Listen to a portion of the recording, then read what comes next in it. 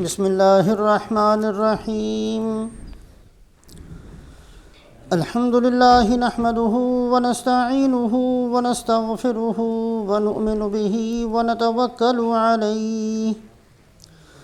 ونعوذ باللہ من شرور انفسنا ومن سیئات اعمالنا من يهده الله فلا مضل له ومن يضلله فلن تجد له وليا مرشدا أما بعد فقال الله تبارك وتعالى أعوذ بالله من الشيطان الرجيم بسم الله الرحمن الرحيم سبح لله ما في السماوات وما في الأرض وهو العزيز الحكيم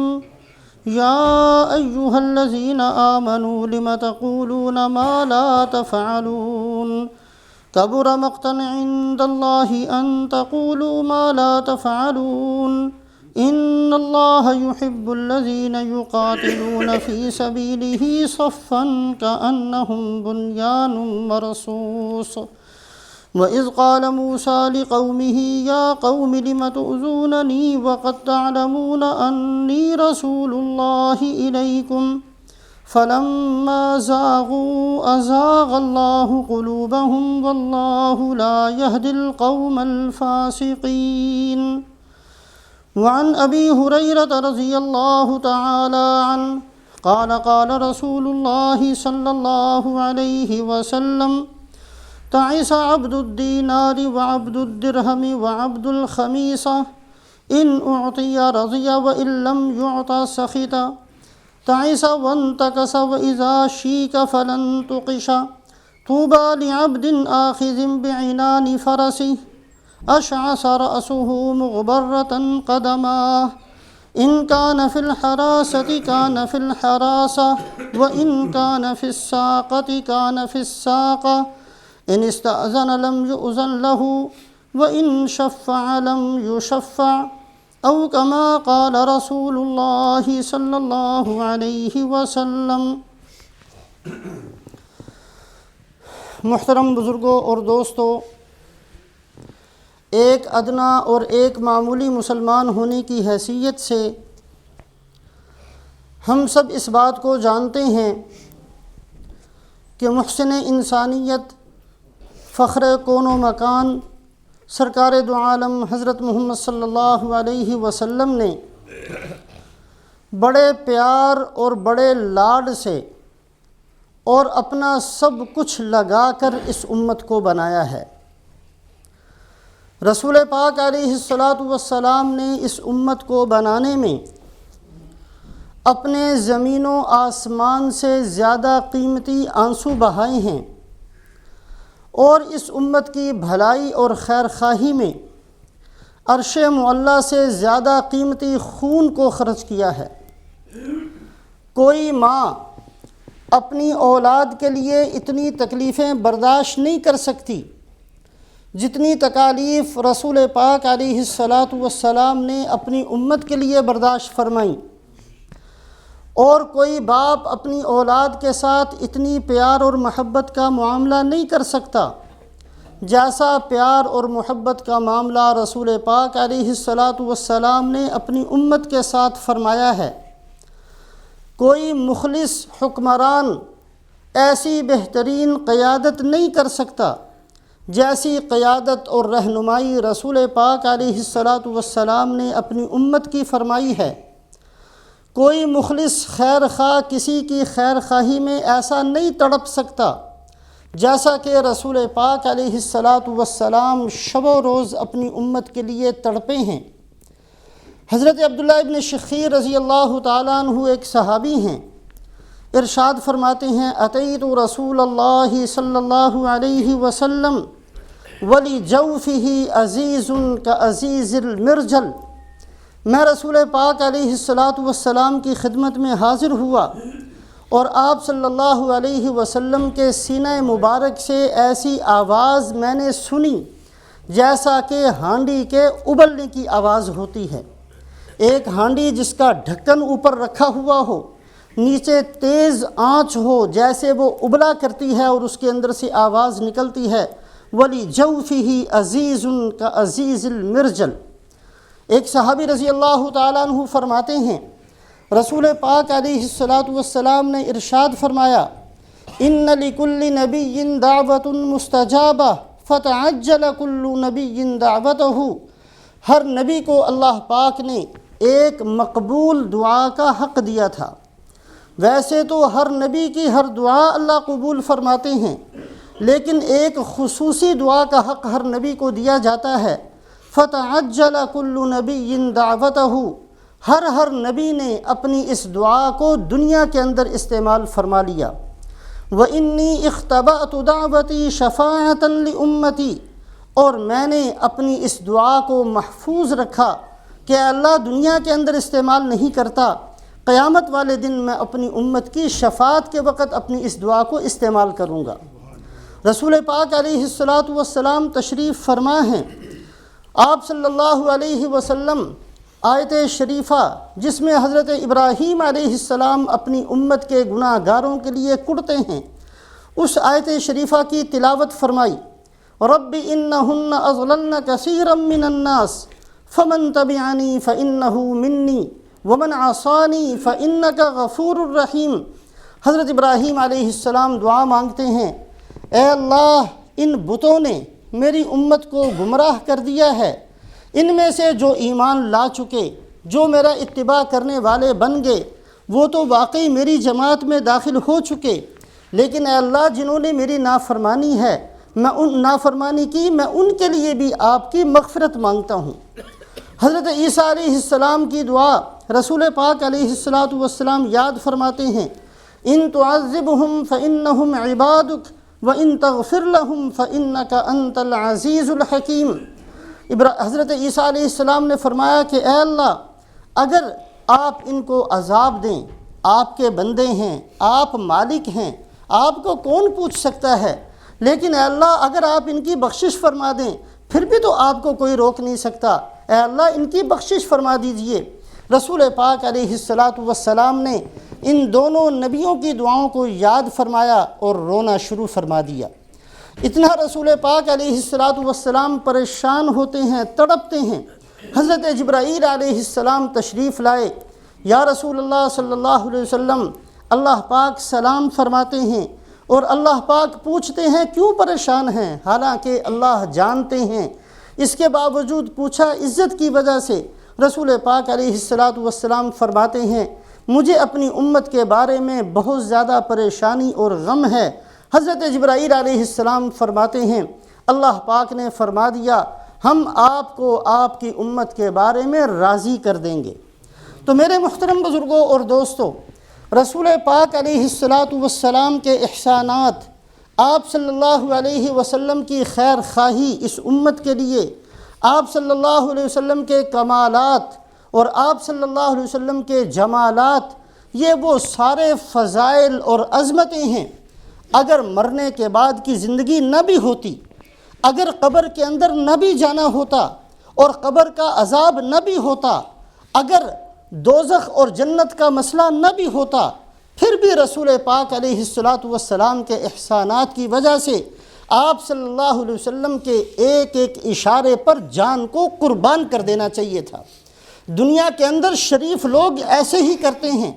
کہ اگر کوئی ان پر احسان کرتا ہے تو احسان کا بدلہ چکانا شرافت سمجھا جاتا ہے، اگر کوئی کمال والا ہوتا ہے اس کی اتباع کرنا عزت سمجھا جاتا ہے، اگر کوئی فضیلت والا بندہ ہوتا ہے اس کے نقش قدم پر چلنا اپنی عزت سمجھا جاتا ہے۔ جب ہم رسول پاک علیہ السلام کے بارے میں ان ساری چیزوں سے واقف ہیں، آپ کے احسانات ایسے اور اتنے، آپ کے کمالات ایسے اور اتنے، آپ کے جمالات ایسے اور اتنے، آپ کی عظمتیں ایسی اور اتنی، تو آخر کیا مصیبت ہے؟ ہم لوگ کیوں نہ رونا ہمیں آئے اور ہم اپنے دوگلے پن پر کیوں آنسو نہ بہائیں؟ آج میری اور آپ کی حالت یہ ہے۔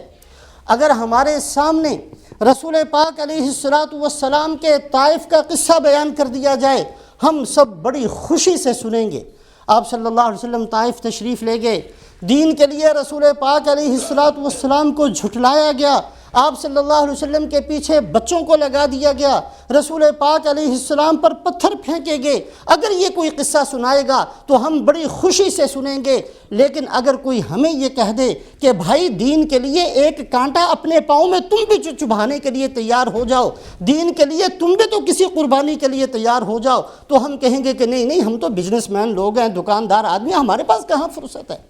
اگر کوئی بندہ ہمیں یہ کہے رسول پاک علیہ السلام نے اپنی امت کے لیے اتنا تڑپے ہیں اور اتنی خیر خواہی کے ساتھ سب کچھ لگا دیا کہ آپ صلی اللہ علیہ وسلم کی وہ بیٹی جس کے بارے میں فرمایا سیدۃ نساء اہل الجنت فاطمۃ الزہرا، جنت کے اندر جتنی عورتیں جائیں گی ان سب کی سردار میری بیٹی فاطمہ ہوگی، ایسی بیٹی کام کرتے ہوئے ہاتھوں میں گٹے پڑ جاتے ہیں۔ اگر کوئی ہمیں یہ سنائے تو ہم بڑی خوشی سے سننے کے لیے تیار ہیں، لیکن اگر کوئی ہمیں یہ کہہ دے کہ بھئی دین کے لیے تم بھی کچھ ایسی محنت کرو کہ جو کچھ تمہارے پاس ہے سارا خرچ ہو جائے، ایک ذرہ بھی اس کا باقی نہ بچے اور تمہارے گھر کے اندر فاقے آنے لگ جائیں، تو ہم کہیں گے توبہ کرو توبہ، ہم نہیں ایسا فقر برداشت کرنے کے لیے تیار، ہم تو وسعت چاہتے ہیں، ہم تو مالداری چاہتے ہیں، ہم تو قارون کے خزانوں کا مالک بننا چاہتے ہیں۔ میرے محترم بزرگوں اور دوستوں،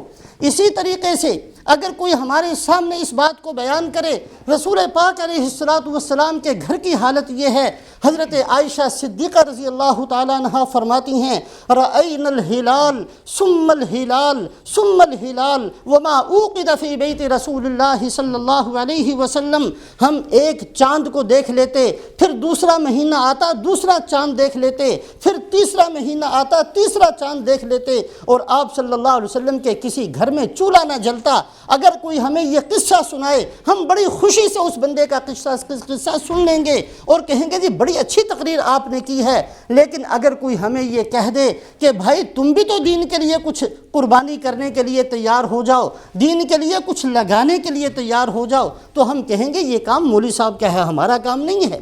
میرے محترم بزرگوں اور دوستوں، ایسے دوگلے پن پر ہماری ساری کی ساری زندگی گزر رہی ہے اور ہم اپنے اس دوگلے پن پر مطمئن ہو کر بیٹھے ہیں، ہم پھر بھی یہ سمجھتے ہیں کہ جنت کے ٹھیکیدار ہم ہی ہیں۔ سورہ صف کی آیت نمبر 5، 28ویں سپارے کی سورہ صف، اس کی آیت نمبر 5 بڑے غور سے پڑھنے کی ضرورت ہے اور اس کے ایک ایک لفظ پر غور کرنے کی ضرورت ہے۔ اللہ رب العزت نے اس بات کو سامنے رکھیے،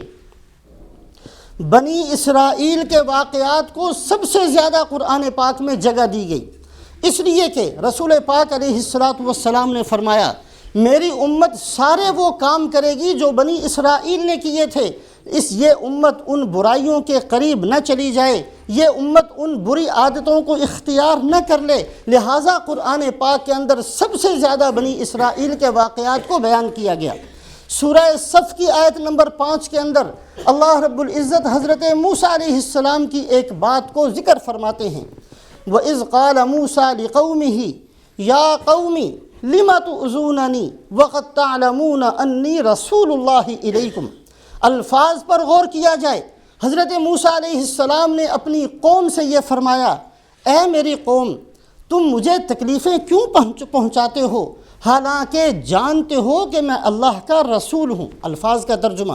اے میری قوم تم مجھے کیوں تنگ کرتے ہو حالانکہ تم جانتے ہو کہ میں اللہ کا نبی ہوں اور اللہ کا رسول ہوں۔ حضرت موسیٰ علیہ السلام کس موقع پر یہ اپنی امت کو فرماتے ہیں؟ مفسرین پورا قصہ بیان فرماتے ہیں۔ یہ بات کن لوگوں سے کہی موسیٰ علیہ السلام نے؟ ان لوگوں سے کہی جو یہ کہا کرتے تھے کہ جی ہم آپ کے فرما بردار ہیں، ہم آپ کی اتباع کرنے والے ہیں۔ موسیٰ علیہ السلام کو اللہ پاک نے حکم دیا اور یہ حکم اس وقت دیا جب فرعون کو غرق کر دیا اور دریا کے اندر موسیٰ علیہ السلام کے ماننے والوں کو راستے دے دیے، دریا کو پار کر کے دوسری طرف پہنچ گئے، تو اللہ پاک نے فرمایا کہ ہم نے تمہارے دشمن کو بھی ہلاک کر دیا ہے، اس کی فوجوں کو بھی ہلاک کر دیا ہے، اور ملک مصر، جس ملک مصر کے اندر تمہیں غلام بنا کر فرعون رکھا کرتا تھا، اس ملک مصر کا حکمران بھی تم کو بنا دیا ہے، ملک مصر کی حکومت بھی مل گئی۔ اللہ پاک نے دریا کے اندر راستے بھی دے دیے اور اللہ پاک نے نے دشمن کو ختم بھی کر دیا۔ حضرت موسیٰ علیہ السلام کو اللہ حکم دیتے ہیں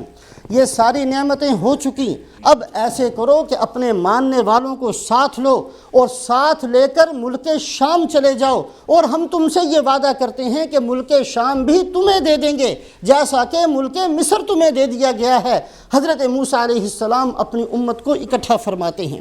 اور اکٹھا فرما کر یہ فرماتے ہیں کہ اللہ پاک نے نعمتیں دی، اللہ نے تمہارے دشمن کو ختم کر دیا، اللہ پاک نے بنی اسرائیل کے اندر بہت ساری نبوت کو باقی رکھا، اللہ پاک نے بنی اسرائیل کو حکومتیں بھی دیں، اللہ پاک نے ملک مصر بھی دے دیا۔ اب اللہ پاک کا حکم یہ ہے کہ میرے ساتھ چلو اور ارض مقدس یعنی ملک شام کو ہم نے فتح کرنا ہے، اور اللہ پاک وعدہ فرما چکے جب ہم ملک شام میں داخل ہوں گے سارے دشمن بھاگ جائیں گے، اور ملک شام کی فتح کا اللہ وعدہ فرما چکے ہیں۔ ایسے وقت میں یہ بندے جو یہ کہا کرتے تھے کہ جی ہم آپ کے ماننے والے ہیں، ہم آپ کے فرما بردار ہیں، ہم آپ کی اتباع کرنے والے ہیں، انہوں نے یہ کہہ دیا اذهب انت وربك فقاتلا انا هاهنا قاعدون۔ اے موسیٰ علیہ السلام ہماری تو نہیں ہمت، ہم تو نہیں جانا چاہتے، وہاں بڑے سخت قسم کے لوگ ہیں، پتہ نہیں ہمارے ساتھ کیا معاملہ کر دیں گے۔ حالانکہ موسیٰ علیہ السلام اللہ کا حکم سنا چکے کہ اللہ وعدہ فرما چکے ہیں کہ فتح تمہاری ہوگی۔ اے موسیٰ ہم نہیں جاتے، ہم نہیں وہاں جانے کے لیے تیار، اگر آپ نے زیادہ ہی کرنا ہے اذهب انت وربك فقاتلا انا هاهنا قاعدون، آپ چلے جائیے اپنے اللہ کو ساتھ لے جائیے اور دونوں جنے جا کر جہاد کر لیجئے، جب جہاد ہو جائے گا اور ملک شام فتح ہو جائے گا پھر ہم آپ کے ساتھ ہیں جیسے آج آپ کے ساتھ ہیں۔ ایسے موقع پر موسیٰ علیہ السلام نے فرمایا لِمَ تُؤْذُونَنِي وَقَدْ تَعْلَمُونَ أَنِّي رَسُولُ اللَّهِ إِلَيْكُمْ، اے میری قوم مجھے کیوں ستاتے ہو اور مجھے کیوں تکلیف پہنچاتے ہو حالانکہ تم جانتے ہو کہ میں اللہ کا نبی ہوں۔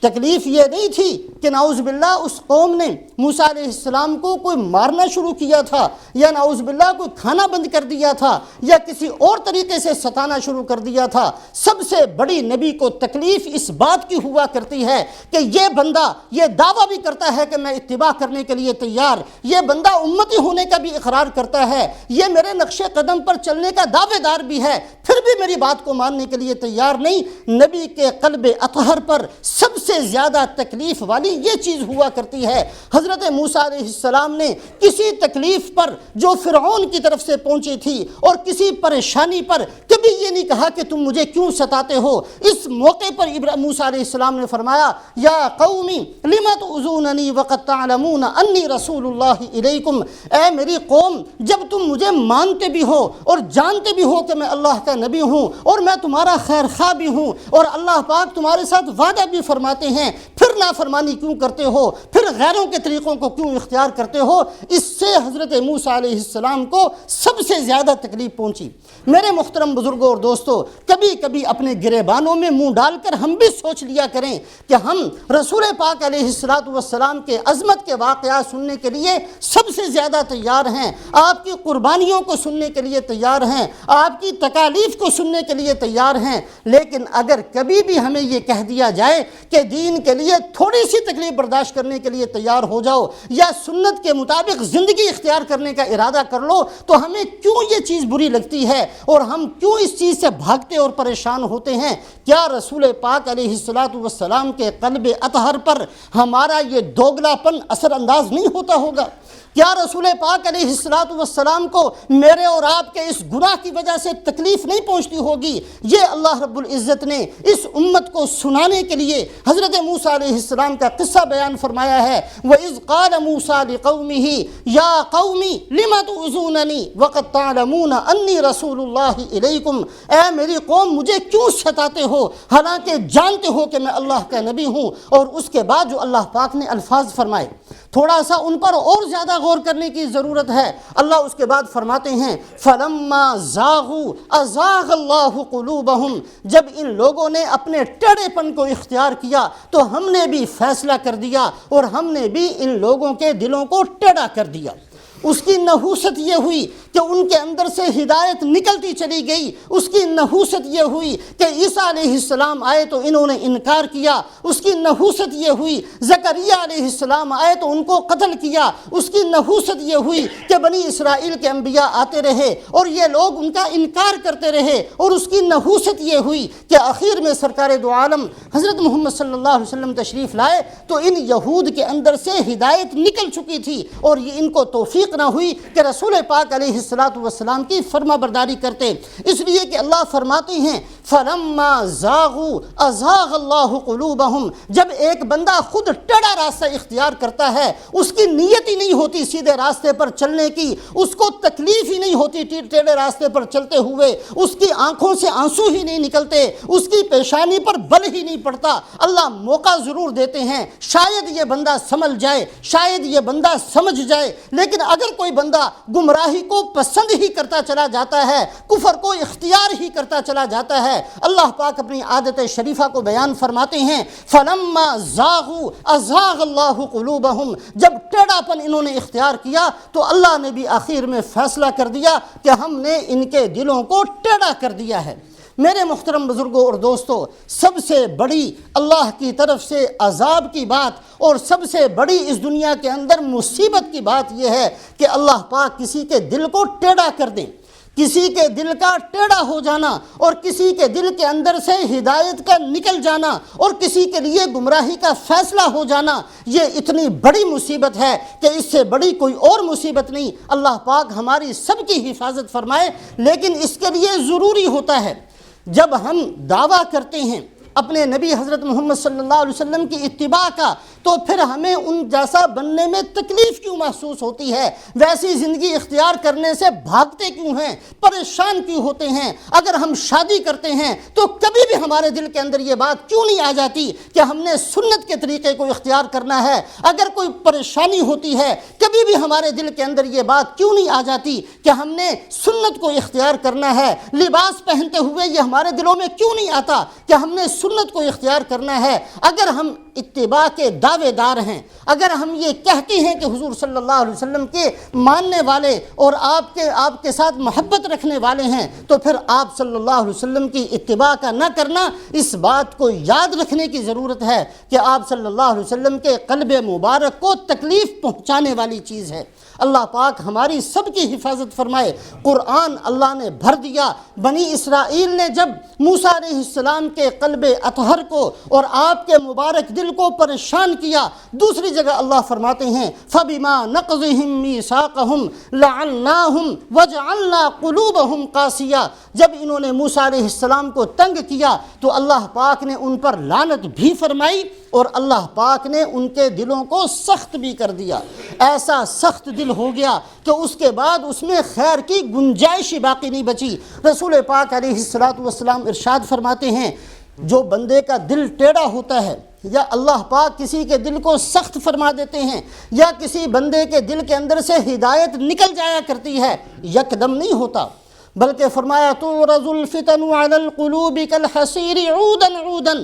فتنے انسان کے دل پر ایسے آتے ہیں جیسے چٹائی بنائی جاتی ہے تو ایک ایک تار لے کر اس کو بنا جاتا ہے، یا جیسے کپڑا بنایا جاتا ہے ایک ایک دھاگے سے کپڑا بنتا ہے، اسی طریقے سے انسان کے دلوں پر فتنوں کی آمد شروع ہوتی ہے۔ ایک فتنہ آتا ہے، ایک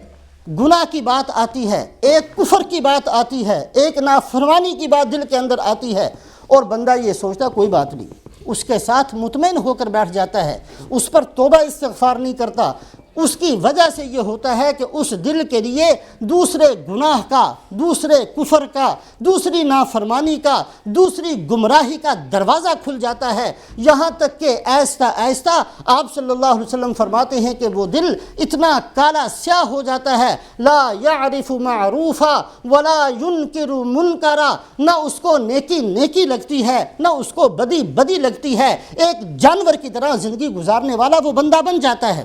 اور جب یہ فتنوں کی آمد شروع ہوئی، پہلا فتنہ آیا، اس بندے نے فوراً توبہ استغفار کر لی، نہیں میں تو مسلمان ہوں، میں دین کے اوپر چلنے کا ارادہ رکھتا ہوں، میری کوئی نیت کفر کو اختیار کرنے کی نہیں ہے، میری کوئی نیت گناہ کے کام کے کرنے کی نہیں ہے، اے اللہ یہ فتنہ میری طرف متوجہ ہوا، اے اللہ میں توبہ استغفار کرتا ہوں۔ اس طریقے سے اس فتنے کو اپنے دل سے نکالتا چلا جاتا ہے تو اللہ رب العزت اس بندے کے دل کو دودھ کی طرح سفید رکھتے ہیں، اور فرمایا رسول پاک علیہ السلام نے، پھر جو کچھ بھی دنیا کے اندر ہوتا رہے اللہ پاک اس بندے کے دل کی حفاظت اپنے ذمے لے لیا کرتے ہیں۔ میرے محترم بزرگوں اور دوستو، سب سے زیادہ بڑی مصیبت یہ ہے کہ ایک آدمی کے دل کے ٹیڑھا ہونے کا اور ایک آدمی کے دل کے سخت ہونے کا، یا کسی بندے کے دل سے ہدایت کے نکلنے کا اللہ رب العزت کی طرف سے فیصلہ کر دیا جائے۔ اللہ میری بھی حفاظت فرمائے اور آپ حضرات کی بھی حفاظت فرمائے۔ ایسے وقت کے آنے سے پہلے توبہ استغفار کا کرنا، اور ایسے وقت کے آنے سے پہلے پورے دین پر چلنے کی نیت اور ارادہ کرنا، اور اللہ پاک سے دعاؤں کا مانگنا، اللہ ہم سب کو اس کی توفیق نصیب فرماتے رہیں۔ میرے محترم بزرگوں اور دوستو، اللہ رب العزت قرآن پاک میں فرماتے ہیں، ان اللہ لا یظلم مثقال ذرہ، اللہ پاک بہت ساری چیزوں کا اپنی ذات کے لیے اس بات فرماتے ہیں، میں بخشنے والا ہوں، میں رحم کرنے والا ہوں، میں یہ کام بھی کرتا ہوں، میں زمین و آسمان کا مالک بھی ہوں، میں بارش کو بھی برساتا ہوں، میں پانی کو بھی بھیجتا ہوں، میں زمین کے اندر سے غلوں کو بھی نکالتا ہوں۔ بہت ساری چیزوں کا اپنی ذات کے ساتھ اس بات فرماتے ہیں، اور بہت ساری چیزوں کی اپنی ذات سے نفی فرماتے ہیں۔ یہ فرماتے ہیں کہ میں اس کام کو کبھی بھی نہیں کیا کرتا۔ ان کاموں میں جن کی نفی فرماتے ہیں ایک کام ظلم ہے۔ اللہ پاک بار بار قرآن پاک کے اندر اپنی ذات عالی سے ظلم کی نفی فرماتے ہیں، ان اللہ لا یظلم مثقال ذرہ،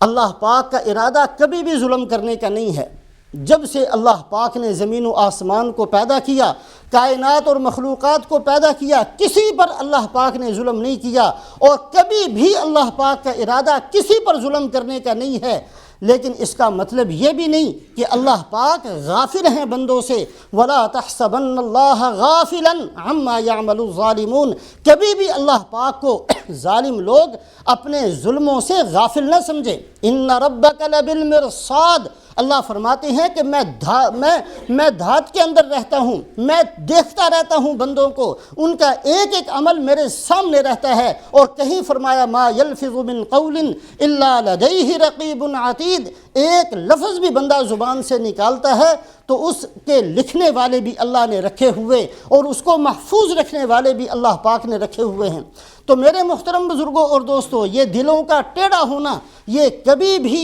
اور کسی وقت بھی اللہ پاک کی طرف سے نعوذ باللہ ظلم کی وجہ سے نہیں ہوتا، کہ ایسے ہی اللہ پاک کے ہاں نعوذ باللہ کوئی اندھیر نگری ہے، کہ ایسے ہی کسی کے لیے اللہ پاک نے اس کے دل کے ٹیڑھا کرنے کا فیصلہ فرما دیا۔ اللہ کبھی بھی ایسا نہیں فرماتے، لیکن بندہ جب نہیں چلنا چاہتا اور بندے کی طرف سے جب یہ اس کی ابتدا بار بار ہوتی ہے کہ جی میں نے سیدھے راستے پر نہیں چلنا، تو پھر اللہ پاک کی طرف سے اس بات کا فیصلہ کر دیا جاتا ہے کہ ضرور بضرور اس کے دل کو ٹیڑھا کر دیا جائے گا۔ اللہ پاک ہماری سب کی حفاظت فرمائے، اور اللہ پاک دلوں کے ٹیڑھا ہونے سے ہمیں محفوظ رکھے۔ جب دل ٹیڑھے ہو جاتے ہیں اور دل کالے ہو جاتے ہیں، ایسے بندے کے بارے میں فرمایا کہ اللہ کو کوئی پرواہ نہیں ہوتی کس گڑھے کے اندر جا کر یہ مرتے ہیں اور کس گڑھے کے اندر جا کر یہ ہلاک ہوتے ہیں، اللہ پاک بھی ان کی پرواہ چھوڑ دیتے ہیں۔ اللہ پاک تو انہی لوگوں کی پرواہ فرماتے ہیں۔ فرمایا من خشی الرحمن بالغیب وجاء بقلب منیب ادخلوها بسلام ذلك یوم الخلود لهم ما یشاءون فیها ولدینا مزید۔ اللہ فرماتے ہیں جو ہم سے ڈرتا رہا اور جب ہمارے سامنے آیا تو ایسا دل لے کر آیا، وجاء بقلب منیب، ایسا دل ہمارے پاس لے کر آیا جس دل کے اندر اللہ کی طرف انابت تھی۔ انابت کہتے ہیں دوڑنے کو، بھاگنے کو، متوجہ رہنے کو، ایسا بندہ جو ہر وقت اللہ کی طرف متوجہ رہتا تھا، اللہ کی صفات کو سوچنا، اللہ کے عذاب کو سوچنا، کبھی خدا کی رحمت کو سوچ کر امیدوار بن جانا، کبھی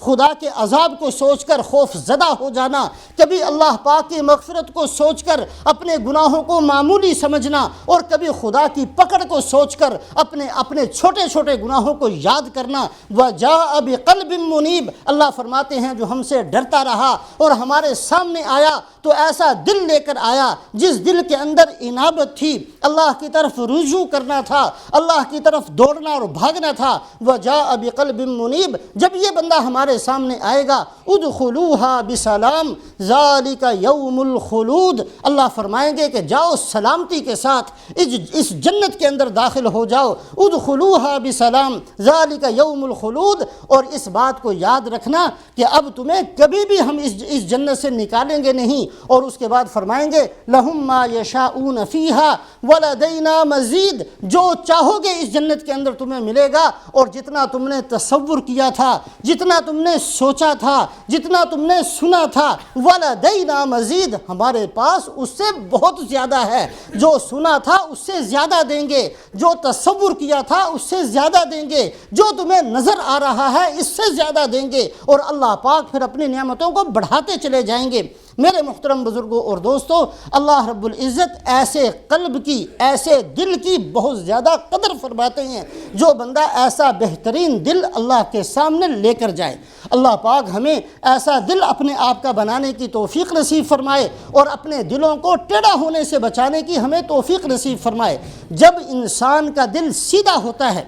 تو پھر ہماری جیسی زندگی نہیں ہوتی۔ صحابہ کرام کی کایا پلٹ گئی تھی جب انہوں نے لا الہ الا اللہ پڑھا۔ آج بدقسمتی کی بات ہے، ہم کلمہ پڑھتے ہیں لیکن میری اور ایک کافر کی زندگی میں کوئی خاص فرق نہیں۔ اس کی نیت بھی قارون کا خزانہ جمع کرنے کی ہے، اور میری نیت بھی قارون کا خزانہ اکٹھا کرنے کی ہے۔ اس کی نیت بھی حرام حلال جس طریقے سے دولت مل جائے اس کو سمیٹنے کی ہے، اور مسجد کے اندر آنے والے کی نیت بھی جیسے پیسے مل جائیں اس کو اکٹھا کرنے کی ہے۔ آج ایک مسلمان کی زندگی اور ایک کافر کی زندگی میں کوئی خاص فرق محسوس نہیں ہوتا۔ صحابہ اکرام کلمہ پڑھتے ہیں، حضرت عثمان ابن مظعون رضی اللہ تعالیٰ عنہ کلمہ پڑھتے ہیں، کلمہ پڑھا ہے، صرف کلمہ پڑھا ہے، ابھی کوئی لمبا چوڑا زمانہ نہیں گزرا۔ یہ ولید ابن مغیرہ جو بہت بڑا سردار تھا مکے کا، اس کی پناہ میں چلے گئے۔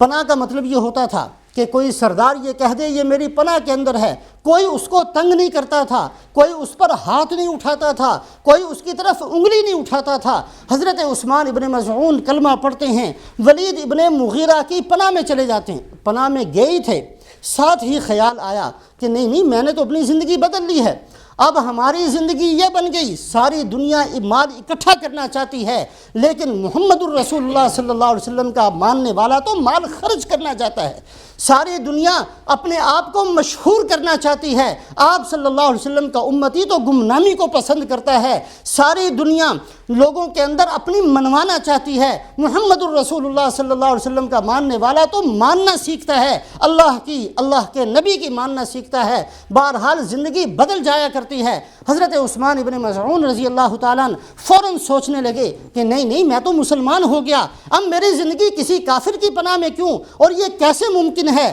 میں تو بڑے آرام سے مکے کے اندر پھرتا رہوں اور دوسرا کلمہ پڑھنے والے تکلیفوں کو برداشت کرتے رہیں۔ اس کا احساس دل کے اندر پیدا ہوا، دوڑتے بھاگتے ولید ابن مغیرہ کے پاس پہنچے کہ جو میں نے تجھ سے پناہ لی تھی میں تیری پناہ تجھے واپس کرتا ہوں، مجھے نہیں تیری پناہ چاہیے، میں تیری پناہ کو قبول نہیں کرتا۔ ولید ابن مغیرہ نے کہا بھتیجے سوچ لو کہیں ایسا نہ ہو کہ تمہیں لوگ ستانا شروع کر دیں۔ کہا اگر مجھے ستائیں گے تو میرے جیسے اور مسلمان بھی تو پریشان ہیں، مجھے کوئی پرواہ نہیں۔ ولید ابن مغیرہ کی